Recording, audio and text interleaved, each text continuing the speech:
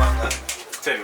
அச்சுலாம் ஈயத்தில் இருக்கும். அதை எடுத்து எல்லாம் கம்போஸ் பண்ணி அதை என்ன பண்ணி அதை எடுத்து அதை ஒரு இதில் ஸ்டாண்டில் லாக் பண்ணி இதில் போட்டு ஒவ்வொரு இதாக எடுத்து இதில் அணைச்சி சரி அது பண்ணி அது பிரிண்ட் ஆகி இப்படி வரும். கையில் எடுத்து வைக்கணும், அடுத்தது இப்படி வைக்கணும், இப்படி எடுத்து தான் மாற்றி அப்படி எடுக்கணும்.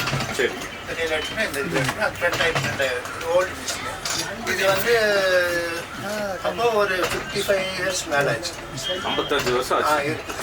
நீங்கள் எந்த வயசுலேருந்து இதை ஸ்டார்ட் பண்ணி கற்றுக்கிட்டீங்க? 15 இயர்ஸ்லேருந்து 15 வயசு இருக்குள்ளே.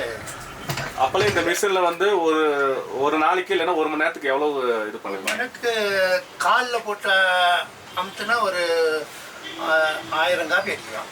1000 காப்பி ஒரு மணி நேரத்துக்கு. சரிங்க. அதுக்கப்புறம் நம்ம மோட்டர் போட்டு செட் பண்ணோம். அதில் மோட்டரில் போட்டால் ஸ்பீடாக ஓடும். அப்போ வந்து ஒரு 2500 காப்பி அடிக்கும் ஒரு மணி நேரத்துக்கு. ஒரு மணி நேரத்துக்கு 2000 காப்பி அடிப்போம். இப்போ இருக்கிற டெக்னாலஜி என்ன மாதிரி பண்ணுது? இப்போ இருக்கிறதெல்லாம் ஆஃப்செட் மிஷின் வந்துருச்சு. ரொம்ப எல்லாம் 1 ஹவருக்கு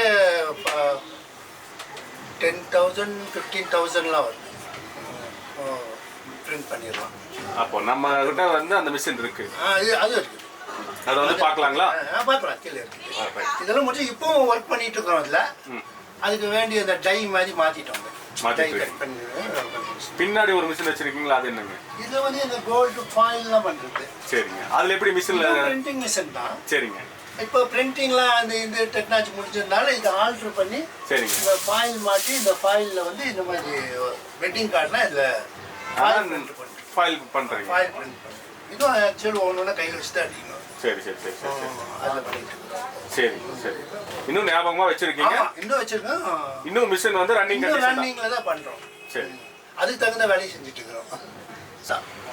அப்போ வந்து இந்த மிஷின் இது அப்போ வாங்கலை அப்பா. அப்போ தாத்தா அப்போ வந்து வேறு மாதிரி மிஷின் இருந்துச்சு. கையில் வந்து அதாவது கிளிப்பரிசுன்னுவாங்க. கையில் மை போட்டுட்டு அது மேலே பேப்பரை வச்சு ஒரு ரோல் இருக்கும், அப்படி உருட்டுவாங்க. உருட்டிட்டு இப்படி பேப்பர் எடுத்துருவாங்க, பிரிண்டிங் வந்துடும். மறுபடியும் மை போடுவாங்க, பேப்பர் வைப்பாங்க, அப்படி உருட்டுவாங்க, இந்த பக்கம் உருட்டுவாங்க, இந்த பேப்பர் இப்படி எடுத்துருவாங்க. அப்படி தான் எங்கள் தாத்தா செஞ்சுட்டு இருந்திருக்காரு. அதுக்கப்புறம் தான் லெட்டர் ப்ரெஸ் வந்துச்சு.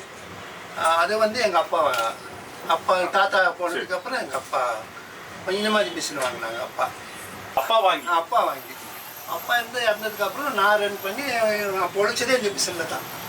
உங்கள் வாழ்க்கை ஃபுல்லாக இந்த மிஷின் தான். இதே மாதிரி இன்னொன்று பெருசு ஒன்று இருந்துச்சு, சாண்ட்லர்ன்னு வாங்க, அமெரிக்கன் மிஷின். இது சாண்ட்லர் மிஷின். இதே மாதிரி இது வந்து ஃபோலியோகிராஃபி, இன்னொன்று டெம்மி. 2 மிஷினில் அதில் தான் நம்ம ரன் பண்ணி அதில் தான் ப்ரெஸ்ஸை ரன் பண்ணுவோம்.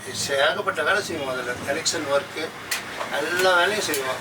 கவர்மெண்ட் ஒர்க்கு எல்லாமே பண்ணுவோம். இதெல்லாம் இதில் பண்ணிட்டு இருந்தோம். அப்புறம் எனக்கு அப்புறம் பையன்